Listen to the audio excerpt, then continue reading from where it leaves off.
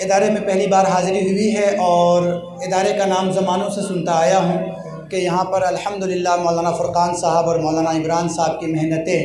روزانہ کلیاں کھلاتی رہتی ہیں اور اس کی مثالیں آئے دن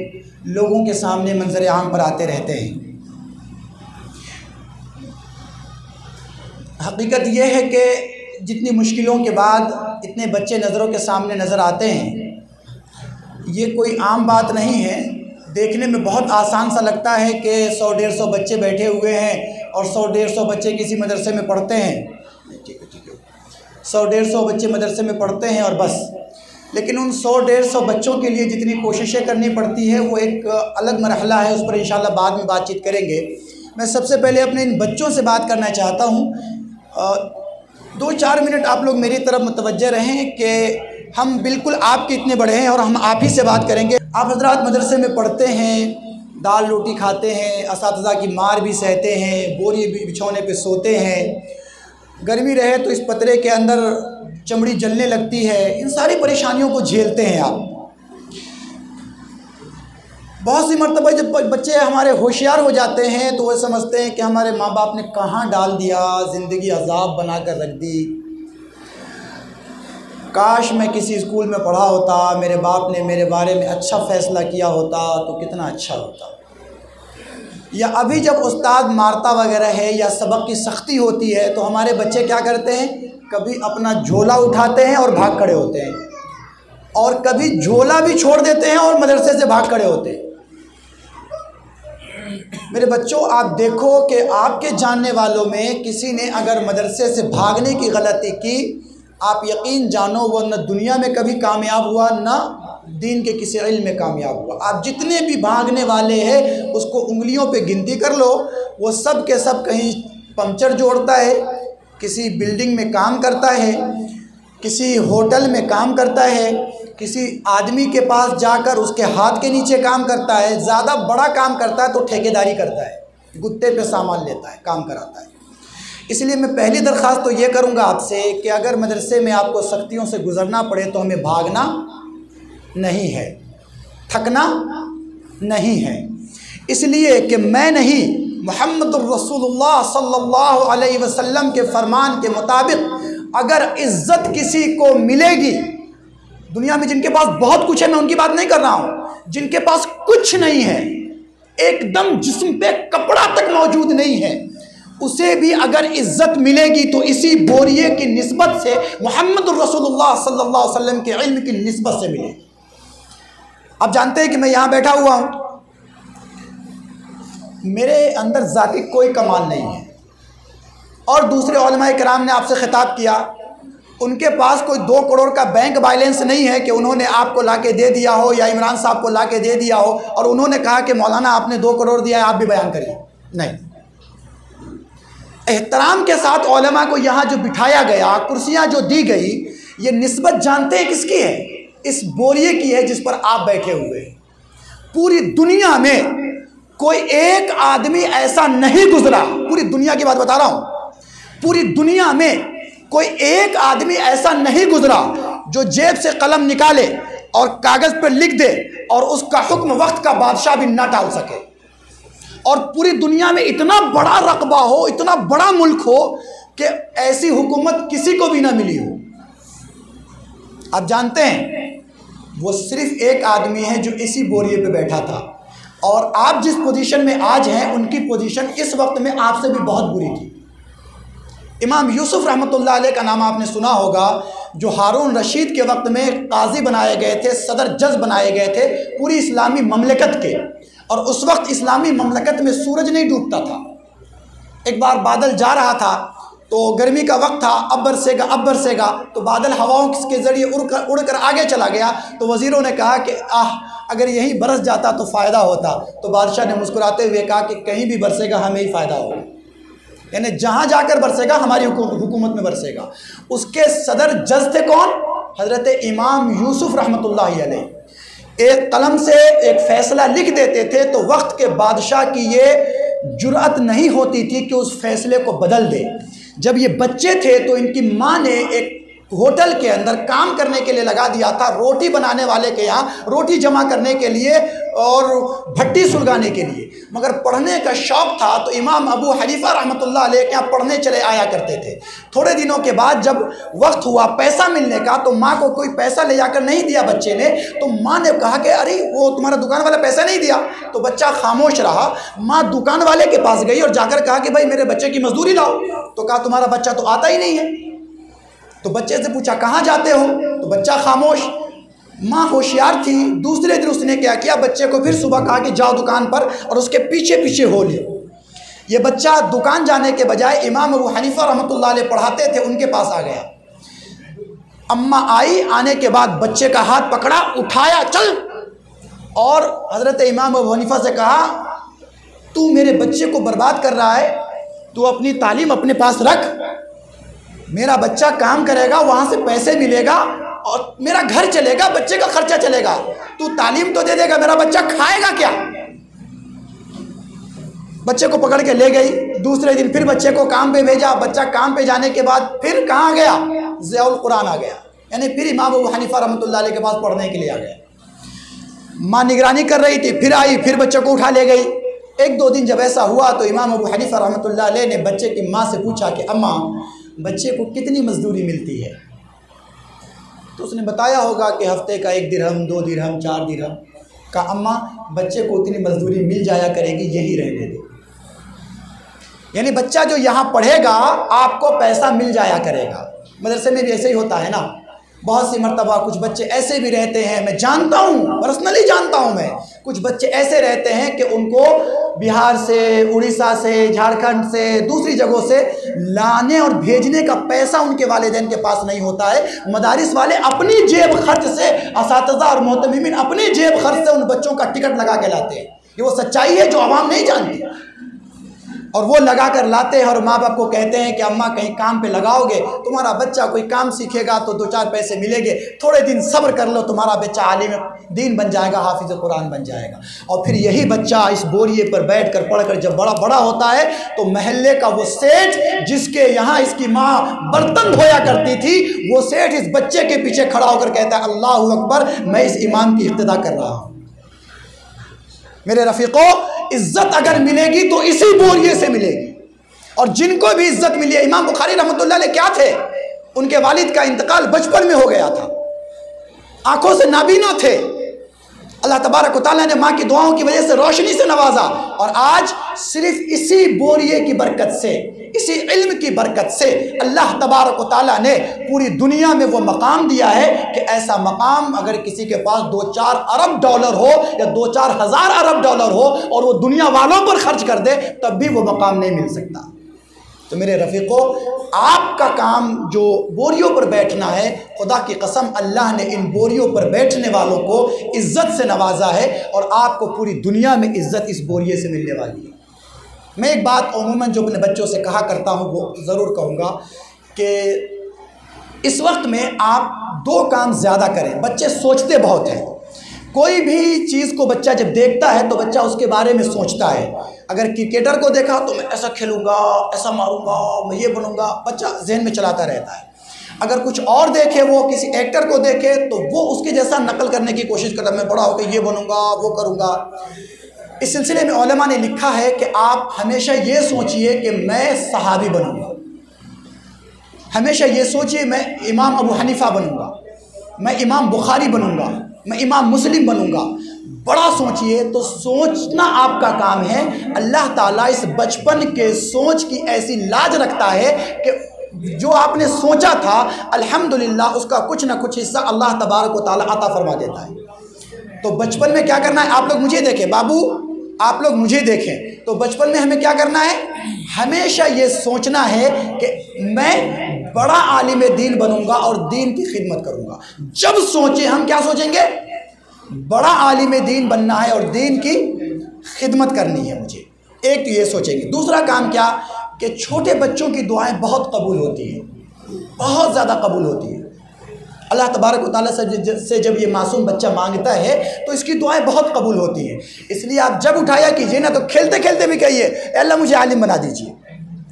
ایسا اٹھائیے، کھیل رہے ہیں، استاد دعا کرا رہے، اے اللہ مجھے عالم بنا دیجئے، اے اللہ مجھے اپنا لاڈلا بنا لیجئے، اے اللہ مجھے لاڈلا بنا لیجئے، اے اللہ مجھے اپنا قریبی بنا لیجئے،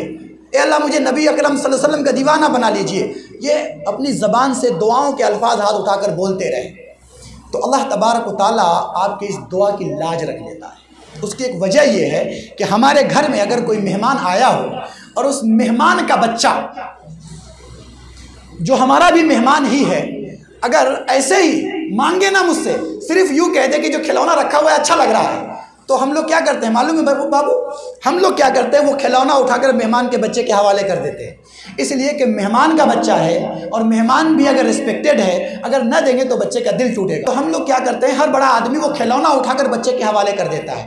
آپ لوگ خدا کی قسم ہمارے نہیں، محمد رسول اللہ کے مہمان ہیں، آپ اگر ہنستے ہنستے کھیلتے کھیلتے اللہ سے مانگ لیں گے، اللہ تعالیٰ آپ کو انکار نہیں کرے گا۔ اس لیے آپ حضرات دعائیں زیادہ مانگا کریں کہ اللہ ہمیں عالم دین بنا دیجئے، ہمیں متقی بنا دیجئے، ہمیں اپنے ولیوں میں شامل کر لیجئے، ہمیں اپنے نبی کا دیوانہ بنا لیجئے۔ تو عزت انشاءاللہ اس بوریے پر بیٹھنے والے کو اللہ نے ماضی میں بھی دی ہے اور آپ کو بھی ملے گی۔ ایک کام زندگی میں اور ہونی چاہیے آپ کے ساتھ ساتھ، وہ کیا ہے کہ اکثر میں دیکھتا ہوں کہ بہت سے حضرات ہمارے جیسے ہو جاتے ہیں، مطلب جب میں اپنی بات بتا رہا ہوں لیکن ان کو علم آتا ہے، سلیقہ نہیں آتا ہے۔ کھانا کھا رہے ہیں، ایسے نوالا اٹھایا اور دال یہاں سے جا رہی ہے، کسی نے کہا دال یہاں تک جا رہی تو زبان لے کے یہ یہاں سے چاٹ لیا اس کو۔ تو ایسا نہ کریں، ہم ہر چیز پر خیال رکھیں کہ ہم جب کپڑا پہن رہے ہیں تو میرا کپڑا صاف ہے یا نہیں۔ ایک کپڑا پہنے ہوئے ہیں بہت گندا ہے، اسی کے ساتھ چلا جا رہا ہے 4 دن، ایسا نہیں، کپڑا گندا ہو گیا ہم بدل لیں اس کو۔ کھانا کھا رہے ہیں تو سامنے میں کھانا گرے نہیں، اس کا خیال رکھیں۔ ہم اپنی زندگی کے اندر اساتذہ سے پوچھیں، اساتذہ تربیت کرتے رہتے ہیں تو ہم علم کے ساتھ ساتھ معاشرت بھی سیکھیں، اچھے طریقے سے زندگی گزارنا سیکھیں، تاکہ ہمیں جب کوئی دیکھے تو دیکھنے پر اسے یہ یقین ہو جائے کہ محمد رسول اللہ کے مہمان ایسے ہوتے ہیں۔ تو صاف ستھرا رہیں گے انشاءاللہ۔ دوسری بات جو میں اپنے مہمانوں سے کہنا چاہ رہا ہوں وہ یہ ہے کہ جو ادارے چلتے ہیں یہ عموماً نہیں بلکہ 99% اہل خیر حضرات کے تعاون سے چلتے ہیں، اور اس وقت پورے انڈیا میں ایک ماحول یہ چل رہا ہے، میں دوسرے ملکوں کی بات تو نہیں کر سکتا مگر پورے انڈیا میں ایک ماحول یہ چل رہا ہے کہ ارے چھوٹے مدرسے والے پتہ نہ کیسا کرتے ہیں، حساب برابر رکھتے ہیں یا نہیں رکھتے ہیں، لہذا بڑے مدرسوں میں دینا ہے ہم کو۔ یہ ایک ماحول چل رہا ہے، ایک حساب سے ایسا لگتا ہے کہ صحیح کہہ رہے ہوں گے، لیکن میں ایک دوسری بات کہتا ہوں۔ اللہ تبارک و تعالیٰ نے سورہ رعد یا سورہ حدید کے اندر ایک جملہ ارشاد فرمایا ہے، ارشاد فرمایا کہ لا یستوی منکم من انفق قبل الفتح وقاتل اولئک اعظم درجۃ من الذین انفقوا من بعد وقاتلوا وکلا وعد اللہ الحسنی، کہ اللہ تبارک و تعالیٰ نے فرمایا کہ فتح مکہ سے پہلے جن لوگوں نے 1 روپیہ بھی صدقہ کیا، اللہ کے لیے دیا اور اللہ کے لیے جہادیں کی، فتح مکہ سے پہلے اسلام کو بچانے کے لیے کوششیں کی، اپنی جان لگائی، اپنا مال لگایا، اور وہ مال لگانے کے بعد جتنا تھا اتنا ہی کیا، ان کا درجہ ان لوگوں کے مقابلے میں جو فتح مکہ کے بعد جب اسلام مضبوط ہو گیا تھا، جب اسلام کو طاقتیں مل گئی تھی اور اسلام پوری دنیا کے اندر اپنا جھنڈا گاڑ رہا تھا اور محمد الرسول اللہ صلی اللہ علیہ وسلم دنیا کے سپر پاور اور سیکنڈ پاور کو اسلام کا پیغام بھیج رہے تھے کہ اللہ کے دین میں آ جاؤ، اس وقت اگر کسی نے لاکھوں کروڑوں خرچ کیا ہو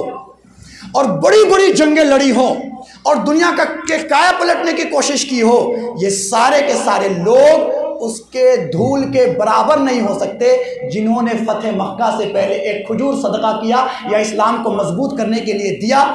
اور اللہ کے نبی صلی اللہ علیہ وسلم کے ساتھ اس وقت نکلے اور اللہ کے نبی کا ہاتھ مضبوط کیا۔ یہاں سے میں نے ایک رول نکالا،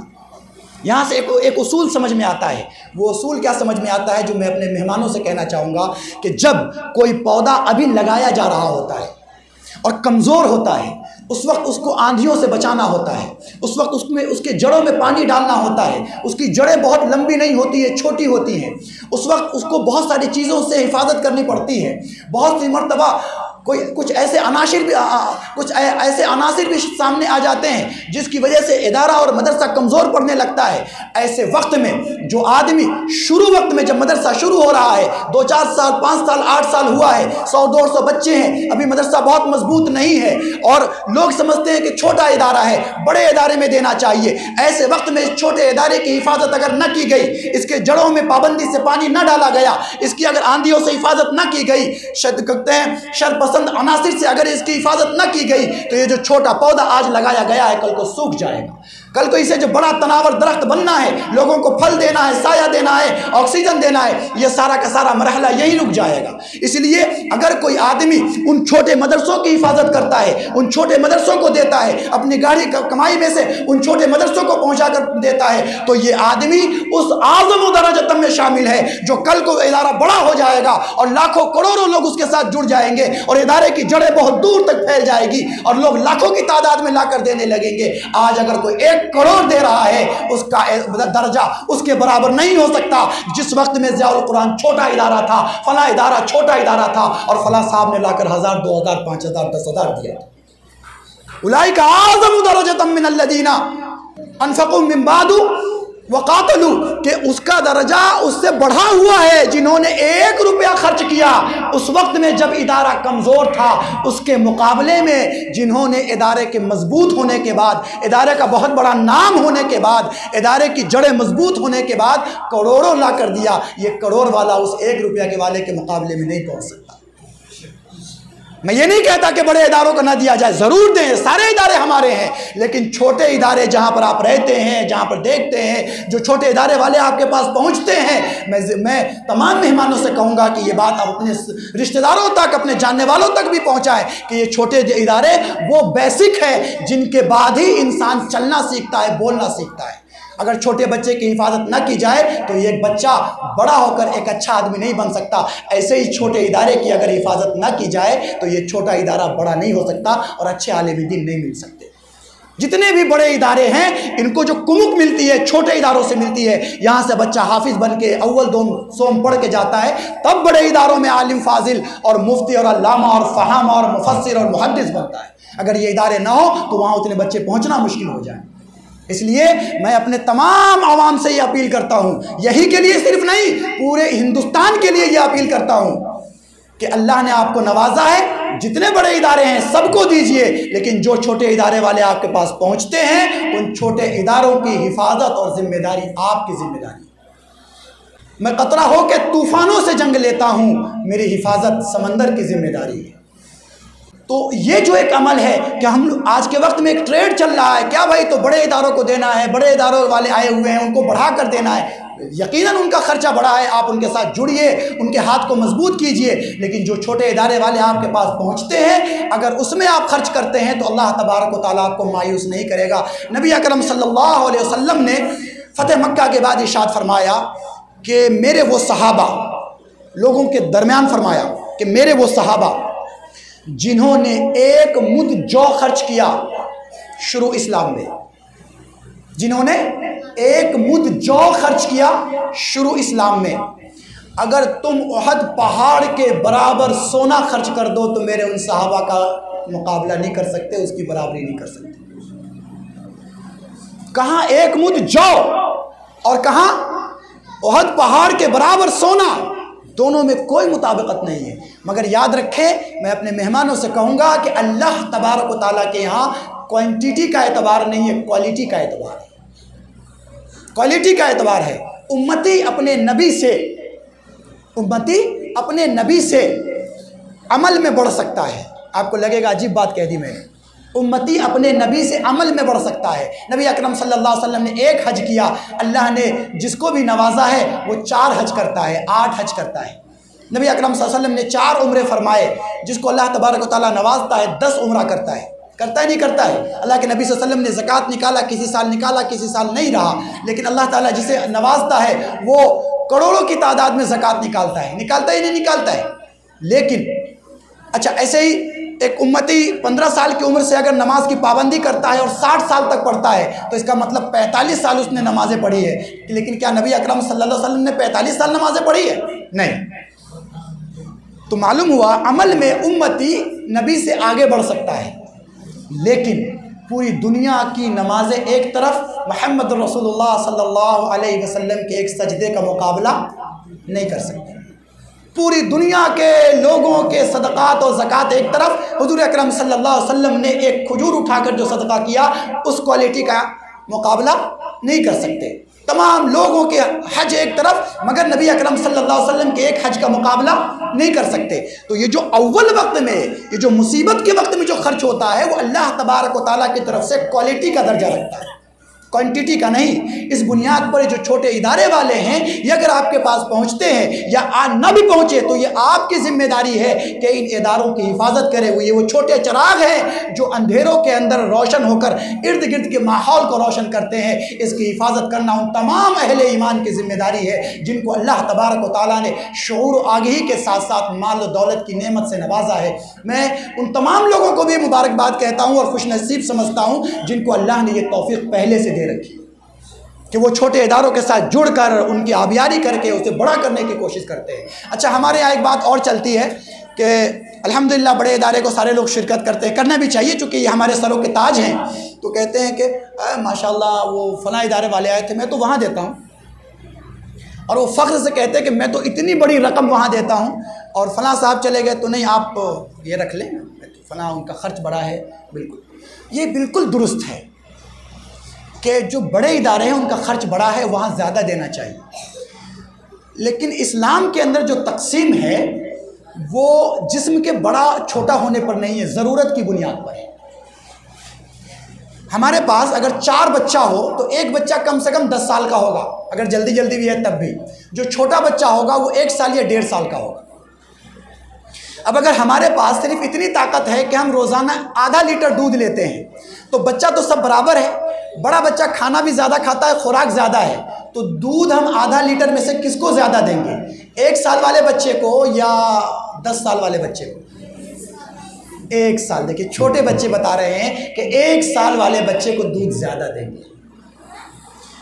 کیونکہ شریعت کے اندر جو فیصلہ ہوتا ہے وہ ضرورت کی بنیاد پر ہوتا ہے۔ اس وقت کیا نیڈ ہے اس کی بنیاد پر ہوتا ہے۔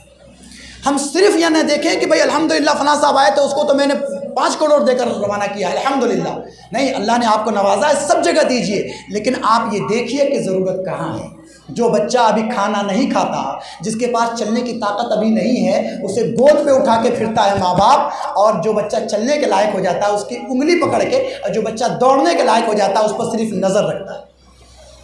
دیکھتا سب کو ہے، پرورش سب کی ہوتی ہے، مگر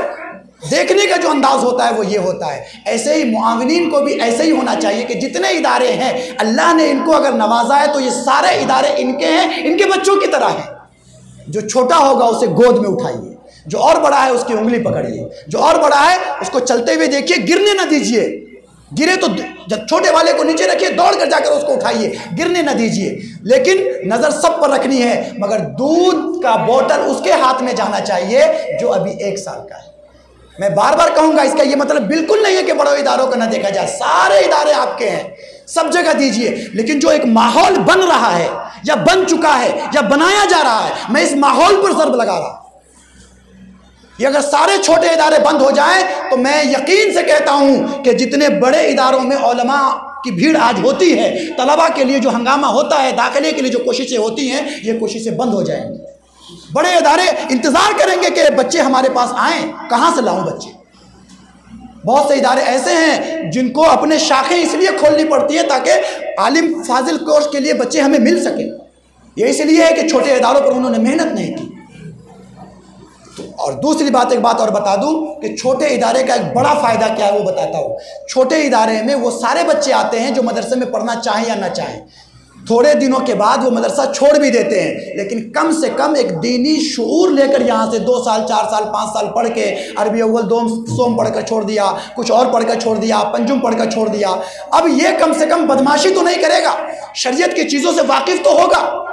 یہ کم سے کم اللہ اس کے رسول صلی اللہ علیہ وسلم کو پہچانے گا۔ تو اس نے عالمیت مکمل نہیں کی، فاضل نہیں بنا، مفسر نہیں بنا، لیکن کم سے کم یہ شریعت سے اتنا ضرور جانکار ہو گیا ہے کہ اب یہ چوری اور زناکاری نہیں کرے گا، اب یہ دوسری حرام کاریوں میں مبتلا نہیں ہوگا۔ عموماً ہمارے پاس لوگ آ کر شکایت کرتے ہیں، یہ بات بھی ہمارے معاونین کے لیے ہے، معاونین بھی شکایت کرتے ہیں، مولانا مدرسے کے بچے بہت بدمعاش ہوتے ہیں، اور پھر یہ کہتے ہیں کہ مولانا فلاں عالم صاحب نے گالی دے دی، مولانا فلاں حافظ صاحب نے گالی بک دی، فلاں نے ایسا کہہ دیا، میرے کو اڑے توڑے سے بات کر دیا اس نے، میرے کو تو غصہ آ گیا تھا۔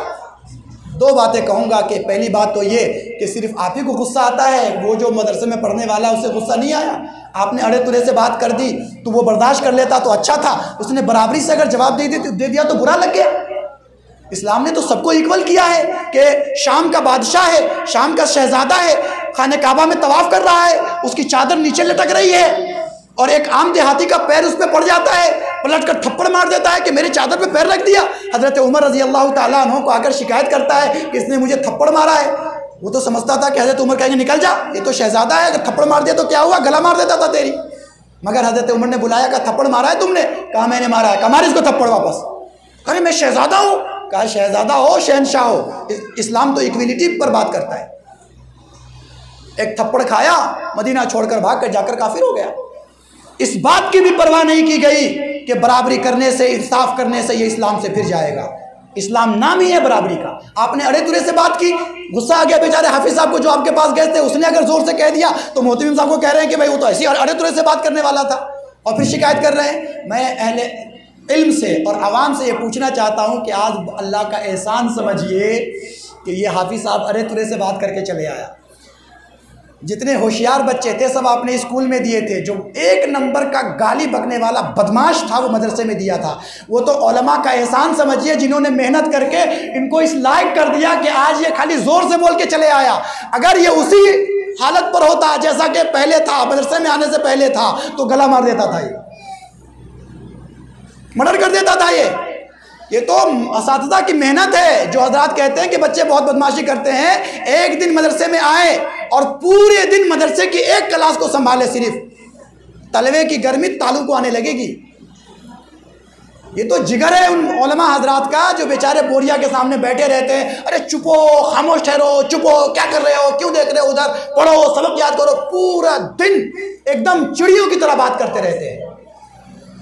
تو ایک بات تو یہ ہے کہ اگر علماء کی طرف سے کبھی اس طرح کی بات آ جائے، مدرسے کے خدام کی طرف سے اگر اس طرح کی کبھی بات آ جائے تو ہمارے معاونین یہ نہ کہیں کہ ارے ان کا حافظ صاحب میرے سے ارے ترے سے بات کر دیا تھا لہٰذا اس کو خلاص کٹ کٹ کر دو۔ نہیں، وہ یہ سمجھیں کہ میں بھی انسان ہوں اور وہ بھی انسان ہے، مجھے جس طرح غصہ آتا ہے اسے بھی غصہ آتا ہے۔ اور یہ جو مدارس والے ہمارے پاس آئے ہیں، ہم یہ نہ سمجھیں کہ یہ اپنی ضرورت سے آئے ہیں۔ خدا کی قسم اللہ تبارک و تعالیٰ نے وعدہ کیا ہے، وہ وعدہ کیا ہے؟ وَمَا مِن دَابَّةٍ فِي الْأَرْضِ إِلَّا عَلَى اللَّهِ رِزْقُهَا۔ خدا کی قسم زمین کے اوپر کوئی ایک جاندار ایسا نہیں ہے جس کے رزق کی ذمہ داری اللہ تبارک و تعالیٰ نے اپنے ذمہ نہ لے لی ہو۔ یہ مدارس کے علماء، یہ حفاظ، یہ محصل، یہ سفراء حضرات، یہ سارے کے سارے لوگ اگر آج مدرسہ چھوڑ دے، میں قسم کھا کر کہتا ہوں کہ اللہ تبارک و تعالیٰ اسے بھوکا نہیں رکھے گا، ان کا رزق ان کو مل کر رہے گا۔ یہ اس لیے جاتے ہیں کہ آپ کا ایمان محفوظ رہے، آپ کے بچوں کا ایمان محفوظ رہے، سوسائٹی اور معاشرے میں لوگوں کا ایمان محفوظ رہے۔ یہاں سے بچے عالم حافظ بن کے نکلیں تو لوگوں کے پاس جا کر اللہ اس کے رسول کی بات بتائے اور اس کو جہنم سے بچا کر جنت میں لے جانے کا راستہ دکھائے۔ اگر یہ یہاں سے چھوڑ دے دوسرا کام کرنے لگے تو الحمدللہ یہاں جو وہ 10,000 پر رہتے ہیں باہر 25,000 کما سکتے ہیں،